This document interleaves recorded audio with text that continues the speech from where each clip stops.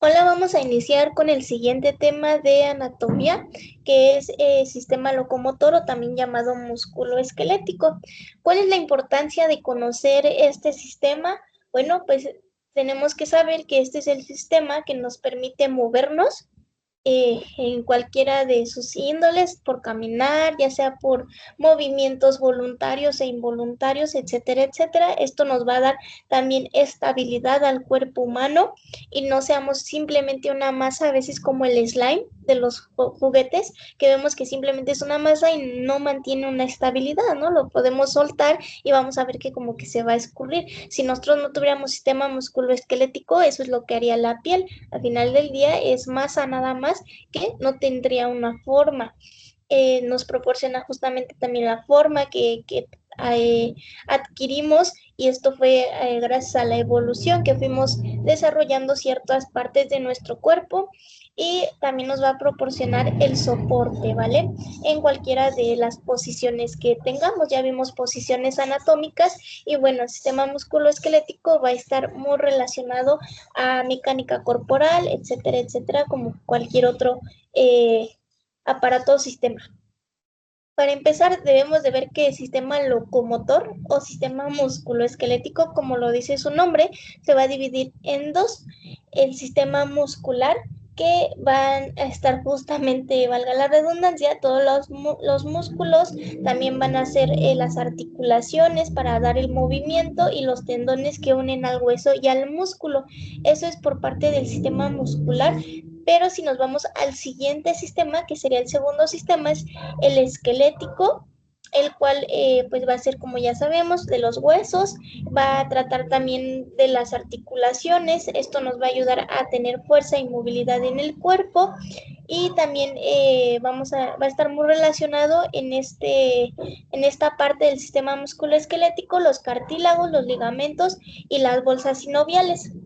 El esqueleto por sí va a tener unas funciones homeostáticas. Si bien recuerdan, cuando vimos cardiovascular vimos médula ósea, que es el lugar donde se desarrollan todos los eritrocitos y pues obviamente las células sanguíneas. Y esa médula ósea, ¿dónde se encuentra? En el esqueleto o en los huesos, ¿vale? Entonces, tiene las mismas funciones como fue en el de la sangre, pues también tiene funciones homeostáticas en cuanto a electrolitos. ¿Por qué toma electrolitos? Porque son lo que nosotros vamos a poner por terapia intravenosa o por lo que se le llama el catéter venoso periférico. ¿Por qué? Porque ¿qué es lo que ponemos? Solución salina, a lo mejor ponemos glucosa, en algunas ocasiones ya de urgencia o de emergencia, cuando vimos acciones esenciales, vieron ustedes el tema de medicamentos y dentro de esos medicamentos yo les di los medicamentos de alto riesgo y veíamos que eran los electrolitos concentrados como el calcio, el magnesio, el potasio, etcétera, etcétera. Entonces, bueno, dentro de estos huesos va a haber un almacenamiento de minerales tales como el calcio. El calcio es muy relevante o lo reconocemos rápido. ¿Por qué? Porque uno, es lo que nos decían de chiquitos que siempre tomáramos, ¿no? Leche o derivados de los lácteos que traen calcio y eso que hacía el calcio a nivel bioquímico lo que hace es endurecer a la célula. Por eso es que necesitábamos calcio cuando éramos pequeños para hacer más fuertes a los huesos. Y aparte de esta función, pues tiene otras funciones dentro del cuerpo humano, al igual que los otros electrolitos. Y bueno, esto va a ayudar a regular la homeostasis del cuerpo. Y bueno, en la hematopoiesis, que era lo que yo les decía, en cardiovascular, que es la producción de los eritrocitos que ya mencioné hace un momento. Por su parte, el músculo o el sistema muscular va a almacenar los carbohidratos del cuerpo en forma de glicógeno, ¿vale? ¿Esto para qué nos va a ayudar? Pues para la energía, para la recuperación del mismo, ¿sale? Yo les decía cuando vimos úlceras por presión, el tipo de dieta es proteica. ¿Por qué? Porque el músculo se alimenta de esos carbohidratos, de esas proteínas, para poderse sanar a sí mismo. Obviamente con otras con otros cuidados como los que ya vimos en su momento. Los músculos que me van a proporcionar, bueno, me van a proporcionar movimiento, van a estabilizar a las articulaciones, me van a dar postura y van a producir el calor corporal. Este dato es muy importante porque yo les decía, cuando hay un una lesión que abarca hasta el hueso, el paciente va a tener mucho frío. ¿Por qué? Porque independientemente de que ya se lesionó la piel, que es nuestra primera capa de perdón, nuestra primera línea de barrera, obviamente el cuerpo queda al descubierto. Es como si ustedes tuvieran chamarra, tuvieran un suéter, tuvieran una blusa, van a sentir que cada uno les va a proporcionar un calor específico, ¿no? Quizá nos quitamos la chamarra, pero seguimos teniendo el suéter, nos quitamos el suéter, pero seguimos teniendo la blusa, nos quitamos la blusa y quedamos totalmente expuestos. Lo mismo sucede con las capas de la piel, se va la epidermis, se va la dermis, se va la hipodermis, llegamos incluso hasta el hueso cuando hay una lesión ya muy grave y obviamente este queda expuesto y por eso es que hay un desequilibrio en la temperatura de esto, ¿vale? Entonces va a proporcionar este calor corporal. Eh, Igual por parte de los huesos, ¿qué es lo que me va a proporcionar el hueso? Bueno, pues la base mecánica del movimiento. Al final del día yo les decía, somos masa, ¿vale? Y digamos que la piel es como un slime, el músculo es como una plastilina, pero lo que le da el soporte es el hueso. Eso es lo que le da el soporte para poder provocar una mecánica corporal, ¿vale? Nos va a dar estructura, nos va a proteger algunos órganos vitales, bueno, no algunos, casi la mayoría de los órganos, si se dan cuenta, la mayoría del cuerpo, casi en su totalidad, está lleno de huesos y esto me ayuda a ¿qué? A proteger los órganos. Eh, Estos órganos, pues cualquiera que sea, pues son vitales. Van a producir células sanguíneas, que es la hematopoiesis, que ya les dije que es la producción de eritrocitos, pero lo vuelvo a recalcar, y van a almacenar minerales, que era lo que ya les comentaba anteriormente, ¿vale? Como tal, tenemos en sistema muscular, tenemos tres tipos de músculo, que es el cardíaco, bueno, este cardíaco es especialmente del corazón, el músculo liso, que va a estar en vasos sanguíneos y en algunos órganos huecos, y el músculo esquelético, que, bueno, no es músculo esquelético, es el músculo de índole esquelético que se va a unir a los huesos y por lo tanto va a proporcionar un movimiento voluntario, ¿vale? ¿Cuál es la diferencia de un movimiento del músculo esquelético? Que este es voluntario. Yo decido si alzar la mano, yo decido si dar una patada, yo decido si mover la pierna, etcétera, etcétera, a comparación del músculo cardíaco que va a funcionar involuntariamente. Yo no estoy pensando 24/7 que lata el corazón, que lata el corazón, no, o sea, el corazón lo hace por sí solo. Entonces, vemos que los movimientos en los músculos van a cambiar dependiendo de qué tipo de músculo estoy hablando, ¿vale? Entonces, bueno, eh,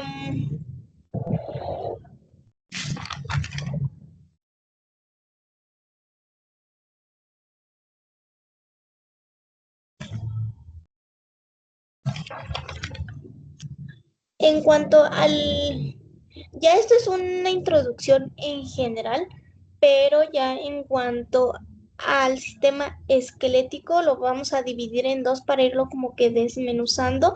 En cuanto al sistema esquelético, vamos a ver que en el cuerpo humano, en el cuerpo del adulto, este, los huesos son de diferentes formas y de diferentes tamaños. Si se dan cuenta, no es lo mismo el tamaño del hueso de la mano, que son huesitos pequeños que van a articular a los dedos, al hueso de la pierna. Obviamente son huesos más largos, más uniformes, etcétera, etcétera. Y con ello pues va a traer diferentes complicaciones de acuerdo a cuál estemos hablando.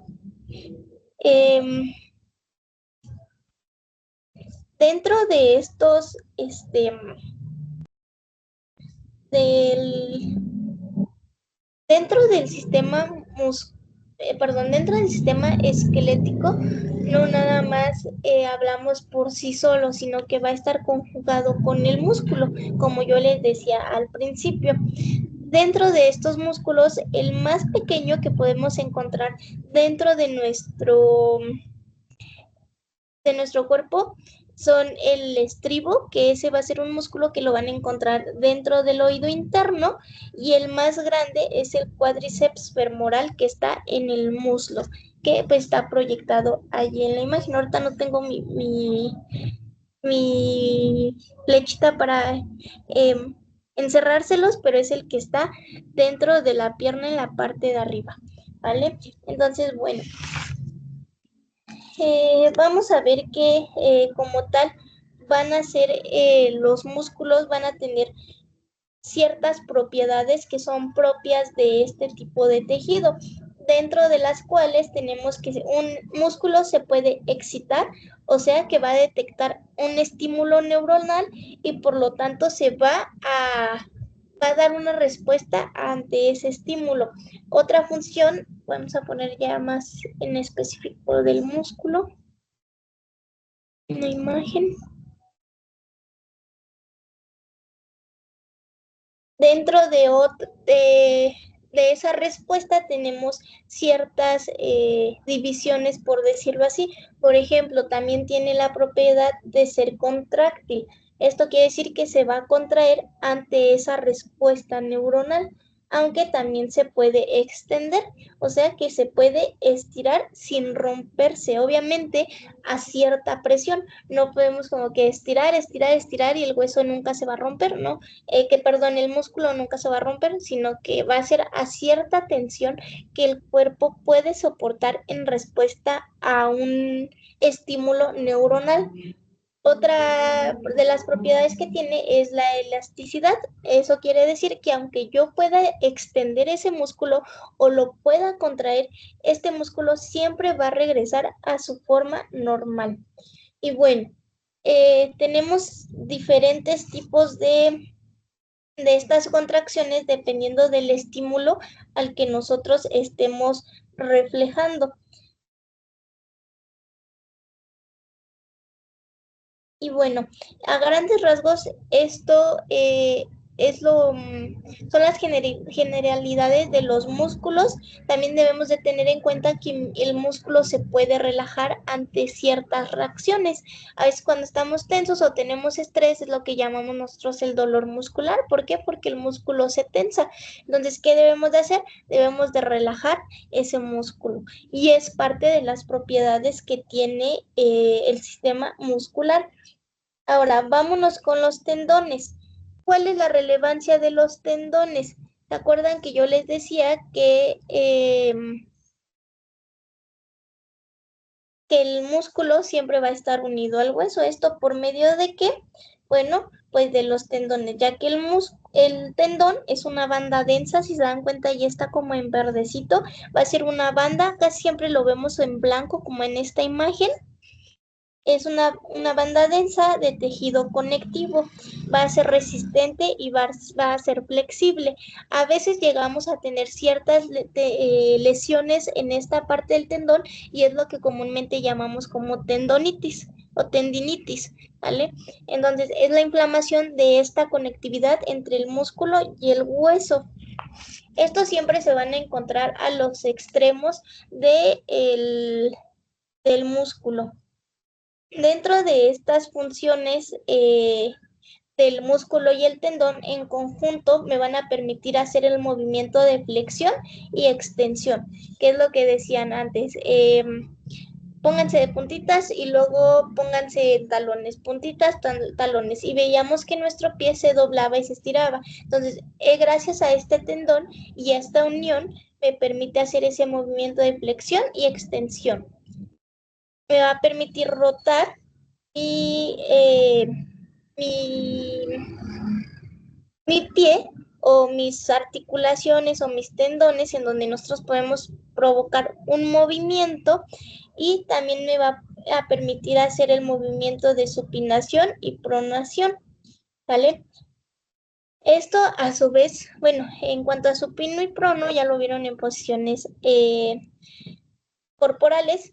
Y bueno, esto a su vez me va a ayudar al soporte general, que es lo que veíamos cuando un paciente se tiene que rotar para poder evitar una úlcera por presión, pues es gracias a los músculos y los tendones lo que me ayuda a poder moverlo. Entonces, en un paciente con quemaduras nos damos cuenta desde aquí, desde la anatomía, que va a ser más complicado porque obviamente no va, su anatomía no está preparada para hacer estos tipos de movimientos, ya que, bueno, si este tuviera una buena funcionalidad, la anatomía estuviera íntegra, tendríamos el soporte general de todo el cuerpo y la estabilidad en las articulaciones, mantener la postura en la que nosotros colocamos al paciente. Y recuerden que siempre la postura va de los músculos, eh, va a actuar en contra de la gravedad para estabilizar al cuerpo. ¿Vale? Entonces, bueno, ¿cuáles son los músculos que me provocan o que me permiten tener una postura estable? Son los músculos de la espalda y del abdomen. Son los que me van a permitir ir contra esa gravedad y mantener yo una postura. A ver, en cuanto a lo que yo les comentaba de la producción de calor que nosotros tenemos gracias a los músculos, pues va a ser el 85% el músculo el encargado de proporcionar ese calor. Y bueno, esto va a ser gracias a que a un movimiento mecánico, que es la contracción de esos músculos, me permite a mí mantener ese calor o preservar ese calor dentro de mi cuerpo. ¿Qué es lo que pasa cuando tenemos frío? Que dicen, es que ya me entumí, ¿no? Del frío. Comúnmente decimos, es que ya me entumí o ya tengo mucho frío y empezamos a temblar. ¿Por qué? Porque hay una contracción muscular a fin de seguir guardando ese calor, ¿vale? Entonces, bueno, esto es a grandes rasgos el músculo y ahora vámonos con el esqueleto o con el sistema óseo. También lo pueden encontrar como sistema óseo. Y bueno, el cuerpo humano de un adulto está compuesto por 206 huesos y va a tener ciertos cartílagos asociados, los cuales van a tener esa forma que está proyectada ahorita gracias a ligamentos, tendones, bolsas sinoviales, etcétera, etcétera. Podemos dividir el sistema óseo en dos partes, la parte axial, que va a ser el eje longitudinal del cuerpo. ¿Esto qué iba a incluir? Bueno, la columna vertebral, el cráneo y la caja torácica, que es de arriba a abajo, como quien dice. Y el esqueleto apendicular, que son las partes alternas. Esto quiere decir que estoy hablando de los hombros, la cintura pélvica, las extremidades superiores e inferiores, ¿vale? Bueno, dentro del hueso tenemos en cuenta que va a tener dos capas. Primero, el hueso va a ser compacto, va a ser un hueso como rígido. A ver, vamos, hueso compacto y esponjoso, ¿vale? Va a ser la parte del hueso que va a ser como la capa que recubre, ¿vale? Y va a tener el tejido conectivo. El periostio, esta va a ser la capa que le va a dar al hueso la visibilidad que nosotros conocemos comúnmente, como un hueso blanco, como un hueso liso y sólido. Y por su otra parte, dentro de la parte interna, vamos a tener el hueso esponjoso. Dentro de este hueso esponjoso vamos a encontrar la médula ósea, que es donde se produce la hematopoiesis. Podemos clasificar un hueso dependiendo a su forma, como los huesos largos, los huesos cortos, los sesamoideos y los irregulares. También puedo clasificarlos de acuerdo a la forma en la que pueden tener o los orificios que pueden tener para dar conectividad o para dar paso a ciertas estructuras vasculares o nerviosas, como pueden ser los huesos que son surcos, que son condilos, que son crestas, facetas o forámenes. Esos huesos van a tener por especialidad el que una estructura adyacente que no es de la estructura ósea pueda pasar por ellos, ¿vale?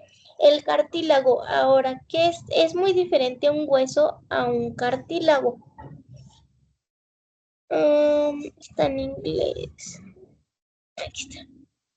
Es diferente un hueso a un cartílago, ya que el hueso ya vimos que es la estructura como tal. Un cartílago va a ser un tejido conectivo flexible a la célula, ¿vale? Va a contener colágeno y elastina. Si se dan cuenta, son medicamentos que a veces escuchamos para las personas mayores cuando tienen problemas de los huesos, que decimos, tómate el colágeno, ¿no? Para que te ayude, para que refuerces. Bueno, en teoría no está reforzando el hueso, sino está reforzando ese cartílago, el cual va a ser una conexión eh, que parte del hueso, ¿vale? Dentro de esto también tenemos las articulaciones. Dentro de este sistema también vamos a hablar de las articulaciones.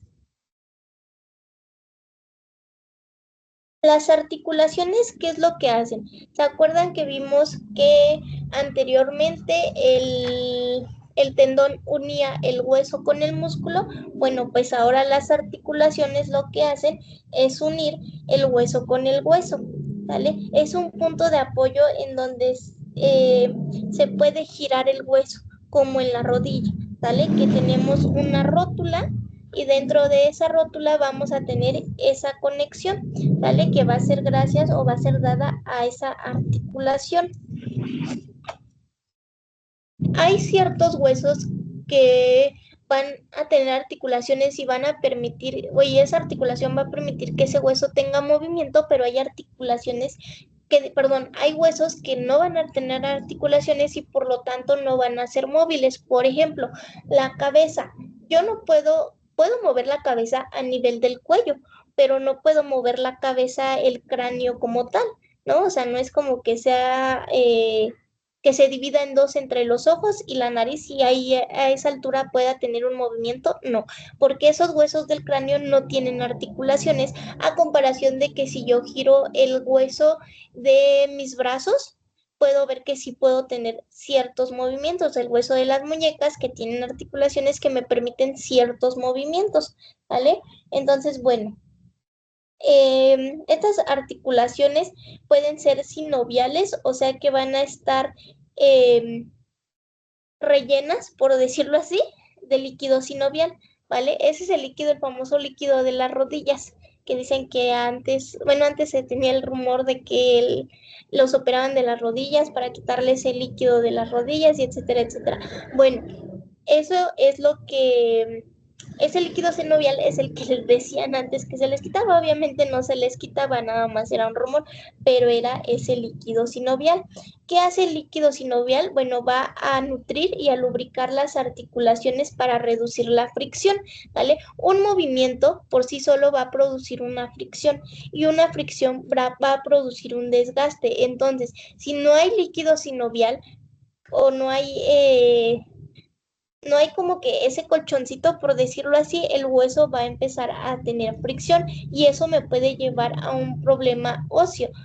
Entonces, bueno, el, el líquido sinovial lo que hace es como que esa pequeña cápsula o como esa pequeña burbuja que evita que estos se friccionen y obviamente no produzca ningún dolor, o sea que funcionemos correctamente, pero si este líquido ya se empieza a degradar o empezamos a tener problemas de que ya no tenemos líquido por algún problema adyacente, no hay una lubricación, obviamente van a empezar a friccionar, perdón, y va a provocar un dolor, ¿vale? Y es un dolor pues es fuerte, por decirlo así.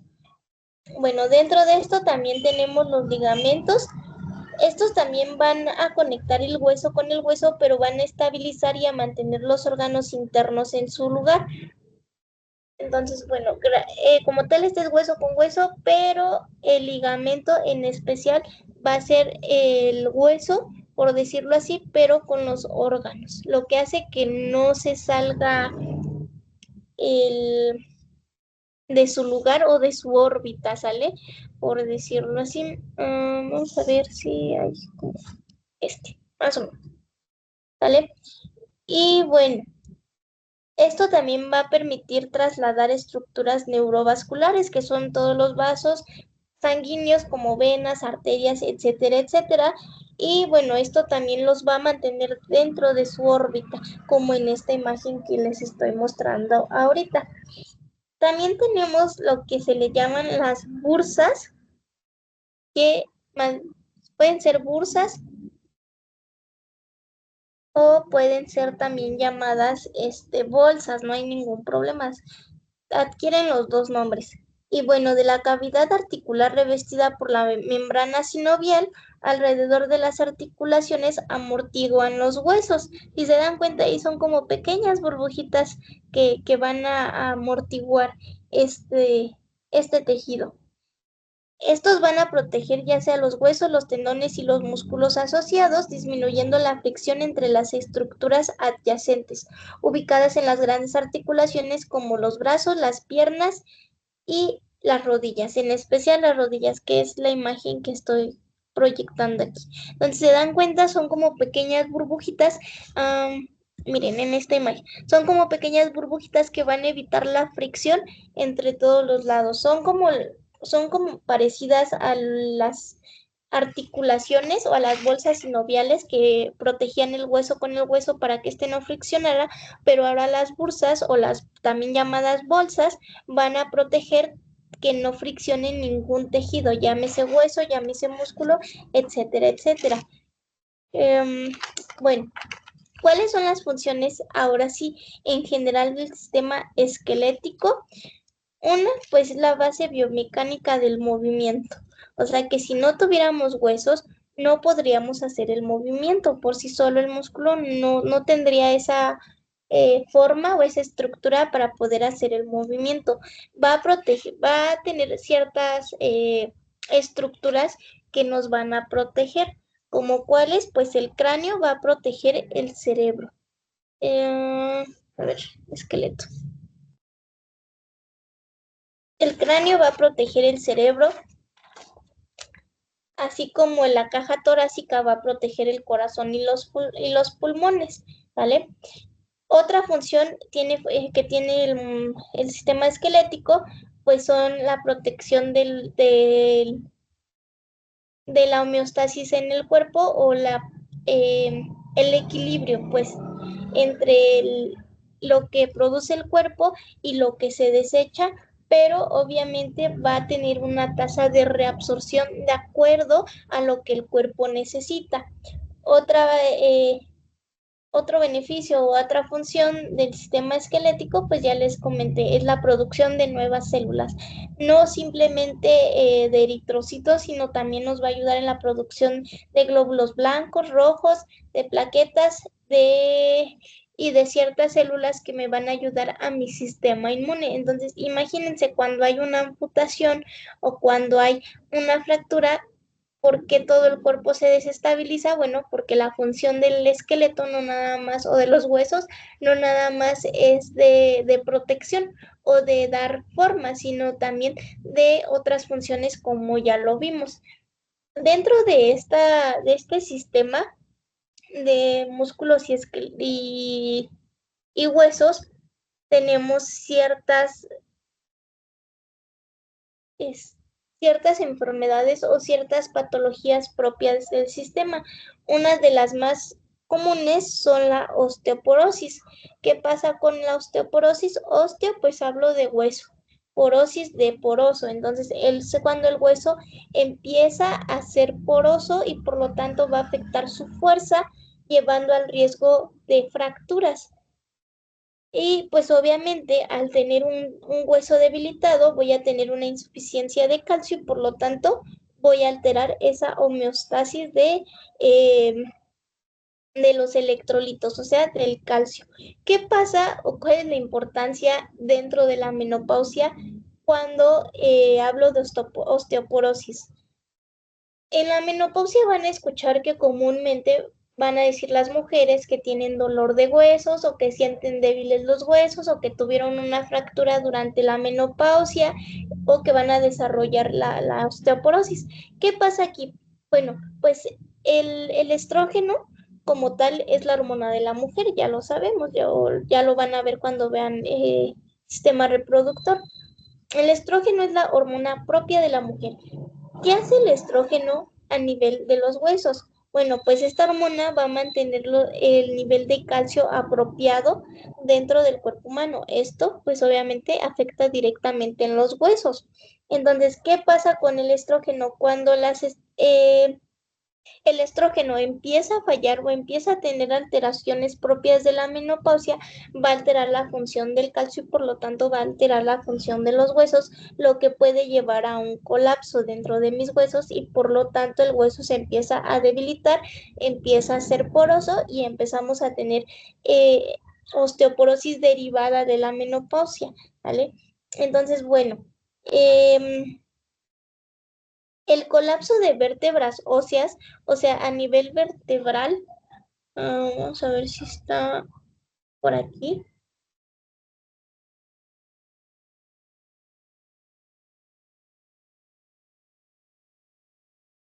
Osteoporosis. A nivel de las vértebras, la osteoporosis llega a ser más compleja porque las vértebras o la columna vertebral me va a ayudar en la postura. Ya vimos que son la espalda y el abdomen lo que me da la postura. Entonces, ¿qué pasa si hay una osteoporosis a nivel de la columna? Bueno, pues van a ser afectadas, eh, obviamente, principalmente la postura. Y esta postura, obviamente, al encorvarse, como aquí se ve en la imagen, una, pues está debilitada, dos, se encorva. Entonces, al encorvarse, el peso, ¿a dónde lo vamos a llevar? Imagínense ahora, si el peso recae en la columna vertebral, pero no de la manera adecuada, porque hay una flexión de esta, y el hueso está debilitado, me va a llevar a una fractura de cadera. Entonces, es por eso que a veces el tener una postura encorvada es un problema, pero una postura encorvada dentro de una osteoporosis va a ser obviamente más complicada porque me va a llevar a una fractura de cadera y este tipo de fractura es de las más comunes, sobre todo en personas mayores. Ahora, ¿qué pasa? ¿Puedo operar a una persona de la columna en esta condición? Pues si es un tema, sí se puede hacer probablemente. Hay personas o hay ortopedistas que sí llegan a hacer este tipo de cirugías, pero es muy complicado, aunque pues sí nos lleva a un problema mayor, ya sea operarla o no operarla, es un tema complicado, ¿no? Entonces, bueno, otra enfermedad que tenemos es la sarcopenia, que es un síndrome donde va a haber una pérdida progresiva y generalizada de la masa y fuerza del músculo que recubre el cuerpo y obviamente nos va a llevar a consecuencias graves. Otro problema común es la artritis. Este va a ser un daño articular. Este daño articular, como bien veíamos, las articulaciones son las que nos dan el movimiento, entonces si hay un daño en esta, me va a provocar un dolor y una rigidez, va a provocar hinchazón y puede que haya un desgaste. ¿Por qué? Porque estamos como que sobreexponiendo esa articulación, o sea, obligamos al movimiento a dar aunque este ya no puede dar y por lo tanto va a provocar un desgaste.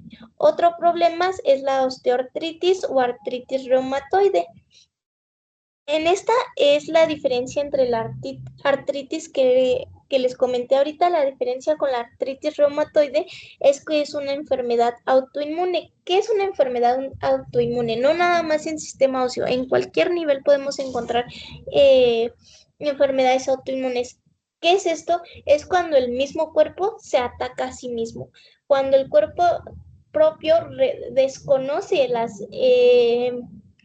células propias del cuerpo y lo ataca. Es como cuando, un ejemplo rápido, es como cuando hay un perro y tiene su dueño, ¿no? Entonces viven 10 años juntos y todo súper bien, es el mejor amigo del hombre el perro y etcétera, etcétera, pero en cierto punto el perro va a desconocer al dueño y lo va a atacar. Entonces, lo mismo sucede a nivel celular, el cuerpo mismo después de haber convivido consigo mismo toda la vida, literalmente toda la vida, en cierto punto lo va a desconocer a las mismas células de ese mismo cuerpo y lo va a atacar, provocando una enfermedad. Y bueno, dentro de esto van a ser células especializadas que van a atacar principalmente los tejidos articulares y obviamente van a causar una inflamación crónica. Esto va a resultar en un daño articular en donde va a haber un dolor y una inmovilidad, pero en este caso va a ser aún más severo que en una artritis normal, por decirlo así, que no es reumatoide. Otro problema que tenemos es la distrofia muscular, donde se va a debilitar el sistema musculoesquelético y se va a obstu- ¡ah! Se me trabó la lengua. Se va a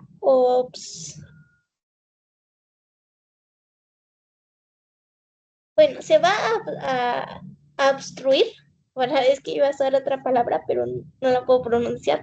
Entonces, bueno, aquí en la distrofia muscular, al debilitarse el sistema esquelético, perdón, se va a obstruir la locomoción y por lo tanto me va a llevar a una debilidad progresiva. Esto va a ser por un problema en donde en las proteínas, y si hablo de un problema proteico, estoy hablando de un problema muscular. Y esto me puede llevar a una muerte de fibras musculares o del tejido. Entonces, es por eso que obviamente hay un como una estática dentro del cuerpo que gracias a ese debilitamiento, perdón, no voy a poder tener ese movimiento, pero el problema no es simplemente el movimiento como tal, sino que es un movimiento vital, tal cual el paciente no se puede parar ni hacer las cosas básicas por la debilidad, la cual va a ser progresiva y bueno, aquí este puede ser un problema hereditario que va a afectar principalmente a los hombres. Y esto, pues, bueno, es como más especial de pediatría. ¿Por qué? Porque va a afectar a los hombres entre 2 y 6 años y puede llegar a ser tan progresivo y tan complejo que abarque hasta los 20 años de edad. Otras patologías que podemos encontrar son el lupus eritematoso, la miastenia gravis, el desgarro se le llama del manguito rotador, la tendinitis, el síndrome de túnel carpiano y la osteomalacia. Son otras enfermedades que ya nada más por mencionarlas que podemos encontrar dentro del sistema musculoesquelético. Entonces, espero que hayan entendido un poquito con las imágenes que sea más visual para ustedes. Espero que me haya dado a entender y de todas formas si tienen alguna duda o pregunta, lo podemos revisar en clase y bueno, esto también se complementa con su tarea que les dejé de que me dijeran qué era cada cosa y al final del día con lo visual se complementa un poquito más y podemos entender más sobre cómo se da el movimiento y que no nada más nos movemos por movernos. Entonces, bueno, muchas gracias.